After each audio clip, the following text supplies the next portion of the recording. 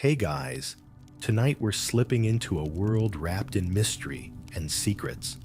Picture yourself nestled under a pile of blankets, your toes cozy in mismatched fuzzy socks, as rain taps gently on the window pane. The dim light from fairy lights dances across your room, and somewhere nearby, a sleepy dog sighs contentedly. We're about to wade deep into the delightfully strange world of what getting high was like during medieval times. It's like the ultimate strange TikTok rabbit hole, only with more tunics and fewer filters. Before you get too comfy, feel free to tap like or subscribe, but only if you're genuinely enjoying the calm around here.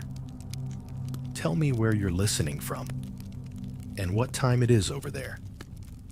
I love seeing how far this sleepy little journey reaches. Now, go ahead and lower the lights, maybe let a fan hum in the background, and let's drift gently into tonight's story together. You wake up on a chilly morning, perhaps in a medieval castle, or maybe just a modest cottage, the sun barely grazing the horizon. It's feast day, and the air buzzes with excitement. As the village slowly stirs to life, you can smell the tantalizing aroma of bread baking in outdoor ovens, mingled with the sharp scent of roasting boar. Let's be real, you'd definitely be posting a feast prep story right now if smartphones were around. At the heart of today's anticipation lies not just a banquet of traditional foods. No. This gathering promises something extra, something beyond the platters piled high with fruits, meats, and cheeses. You see, in the medieval times, people had their own versions of getting high, often part of these celebratory feasts. Back then, herbs and fermented beverages weren't just for healing ailments or quenching thirst. They played a slightly cheeky role in adding a bit of extra zing to festivities. Now, here's a real historical tidbit for you. People at these gatherings would often indulge in substances that altered their perceptions, heightening everything from music to storytelling. You could argue they were the original Instagram filters for the soul, making everyday life a little more vibrant, or perhaps a touch more hazy. Drinking was naturally a big deal, with ale and mead being the popular choices. But wine, oh wine, that was the real star at a medieval feast. Imported for the wealthy or homemade for the humble, it was often spiced with exotic ingredients to pack an extra punch. You know, just in case a regular bottle didn't cut it. And here's a quirky side note. Medieval folks would sometimes add psychoactive herbs to their drinks, giving guests an unexpected ride. Imagine sipping your usual evening herbal tea and suddenly pondering life's great mysteries, like why socks always disappear in the wash. No wonder the tales told during these gatherings could be pretty epic. Picture a medieval bard weaving stories of dragons and distant lands while everyone nods, perhaps a bit more enthusiastically than they'd intended. Now, here's the wild part.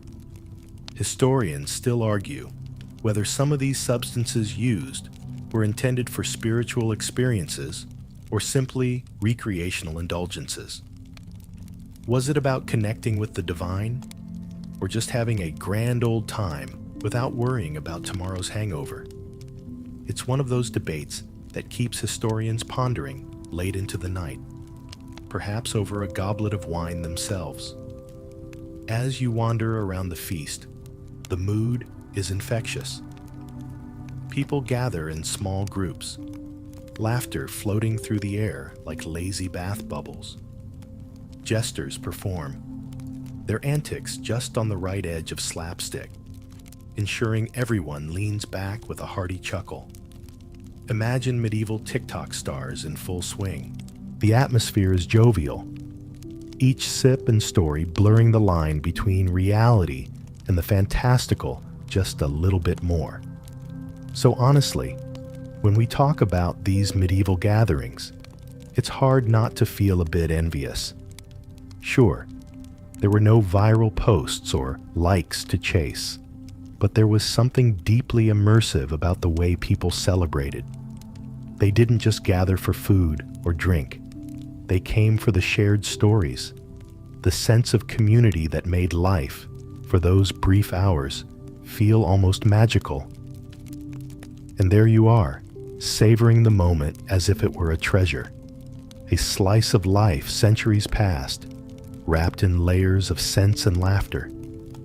A world where mysteries lay cradled within a chalice, waiting to be uncovered sip by intoxicating sip. As the day rolls on, blending seamlessly into evening, the air inside the great hall grows thick with the scents of candles and perfumed incense. You can almost taste the anticipation mounting around you, like the quiet hum before your favorite playlist kicks in.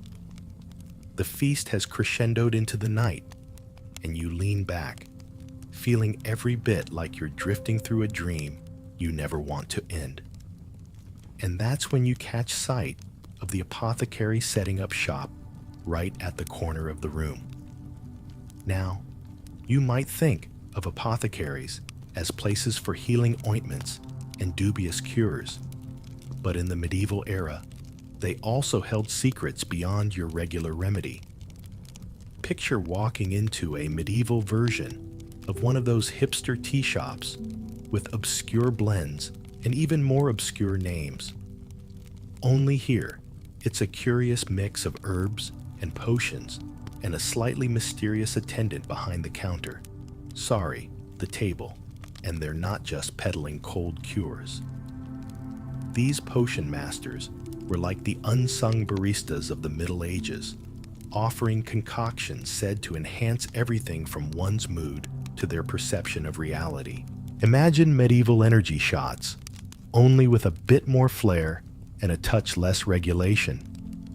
From love filters to dream potions, the apothecary's wares promise more than just spice for your stew. And here's a historical nugget for you. One favorite among the daring was a mixture involving mandrake root.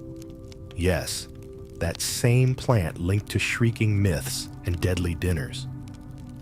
When processed correctly, it was believed to bring on visions and a sense of elation. Try sipping that along with your soup, and you're in for quite a night.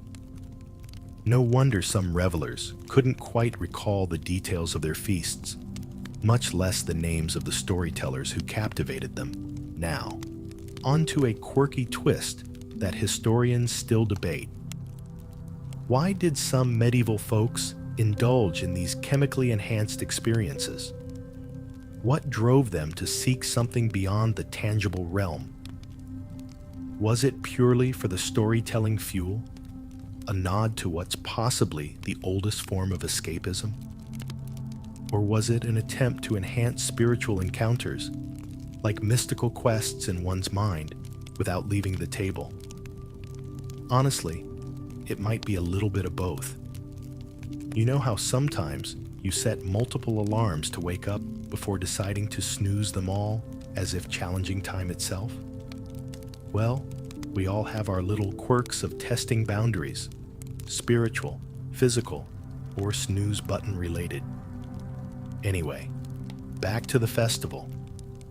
As the night deepens, the apothecary's potions flow liberally, each new sip laced with promises of otherworldly escapades. You wander from tale to tale, your senses tingling like they've got a direct line to the stars painted above. The atmosphere?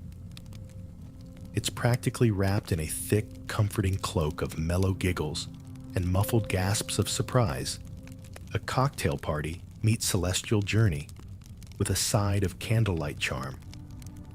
Every glance at the potions table reveals another eager face, drawn by curiosity or daring. It's a social dance, a precursor to the thrill of hitting add to cart before the checkout window closes. Back when checkout was as much about conversation as it was about consumption. And then, there it is, the hum of a bard spinning another tale, his words weaving through your thoughts like warm honey. It's a gentle reminder of the world that never seems too far away, no matter how entranced you become.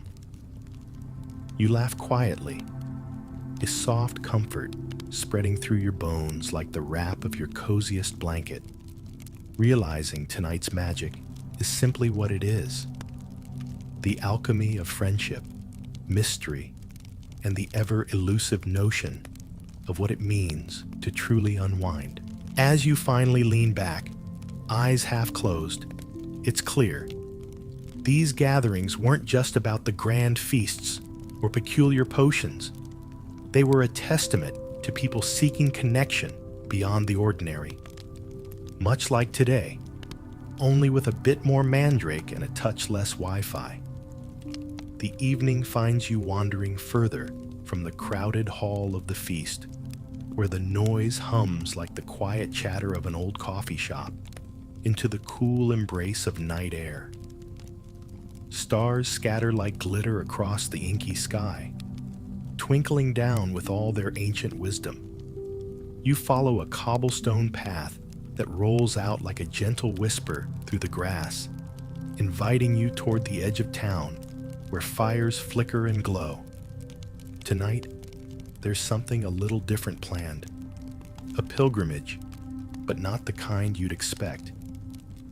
You know how sometimes you plan a productive weekend, but end up on a spontaneous road trip instead? Well, this is something like that.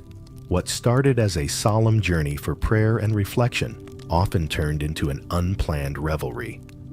Welcome to the medieval era's version of a pub crawl, with a few more sacred sites along the way. Picture this: pilgrims set out, intent on reaching a holy shrine or cathedral. Yet the journey is long and winding. Not unlike binging a series you promised you'd take slow. As the pilgrims tread along, stopping by way stations and hostels, the atmosphere becomes more festive than pious. You know how you intend to just check your phone notifications, but end up scrolling TikTok at 2% battery like it's extreme sports night? That's kind of the vibe, with a hint more divine intervention. Now for a dose of historical intrigue. Many of these journeys doubled as social get-togethers, where tales were exchanged as freely as drinks. There was a sense of camaraderie among the pilgrims, bonded by the path and purpose. As night fell, you could hear music and laughter echoing through the woods and valleys, creating an impromptu merry festival in the moonlit world. Here's the quirky bit. Some pilgrims took to bringing instruments along. Imagine a medieval jam session with flutes and lyres, an impromptu concert where the rhythm was dictated by footfalls on worn paths. It's rumored that some journeyed more for the joy of these communal experiences than the actual destinations. We're all guilty of that, right? Like when you show up at a friend's house, fully intending to discuss plans, but instead end up deep diving into old school anecdotes.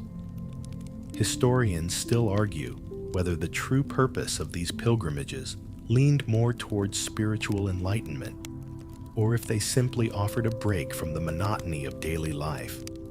A chance for a mini break, if you like, punctuated by honest laughter and those deep conversations held by the firelight. One might argue it was a bit of both, those serendipitous adventures that blur the line between sacred and profane. So, as you wander with them under the stars tonight, consider the countless souls who gazed up at the very same sky, carrying hopes and dreams as sparkling overhead as the constellations. Each step they took was a conscious pause from the routine, a chance to breathe, to ponder, and yes, maybe to get just a little tipsy on the roadside ale. With the night around you like a velvet cloak, the sounds of revelry ebb and flow. You find yourself immersed in the warmth of camaraderie and the gentle buzz of connection that transcends time, linked by the stories carried in whispers among the branches and the laugh lines cradling well-worn faces. And there, in that timeless space, between history and myth, a quiet satisfaction blooms. This journey, much like life itself, isn't always about the destination. It's about the moments in between, the bonds forged under a starlit sky, and the unexpected joy of wandering where the heart dares to lead. Even if it's just in old stories, spun under the cooling glow of a medieval moon. You find yourself back inside, wandering into an alehouse that breathes with the warmth of flickering candles and the gentle hum of conversation. It's the kind of place that embraces you like a favorite hoodie, pulling you into its cozy cocoon of merriment and mischief. Imagine a medieval Cheers, where everybody doesn't necessarily know your name, but they sure know how to pour a pint. The room is saturated with the smell of hearty stew, bubbling in a cauldron, mingling with the distinct zing of ale. You know that aroma that hits you when you walk past a bakery first thing in the morning. It's kind of like that, but with a liquid twist. You slide into a bench by a weathered wooden table, the lacquered surface reflecting the happy chaos of the evening. Alehouses in medieval times weren't just pit stops for a drink. They were community hubs where the news was as intoxicating as the brew. Real historical fact here. Ale was safer to drink than water for a spell. Something to chew on next time you opt for a bottle of imported something instead of plain tap. What you've got here is the precursor to social media, minus the memes, but with a few more questionable fashion statements. Now, there are regulars in this alehouse you can spot from a mile away. There's the minstrel in the corner, swapping song for supper, a medieval DJ spinning the latest top 40, minus the cassette tapes and the need to rewind with a pencil. And the group, huddled close by, they're engaged in animated debate, likely about the latest knighted celebrity or the outrageous price of venison. It's practically medieval clickbait, the kind of chatter that pulls you in and keeps you glued right where you are. Here's a quirky aside. Some alehouses had colorful names, like the Slippery Eel or the Boar's Head, names as vibrant as the tales spun within. The allure of such places extended far beyond the brews they peddled.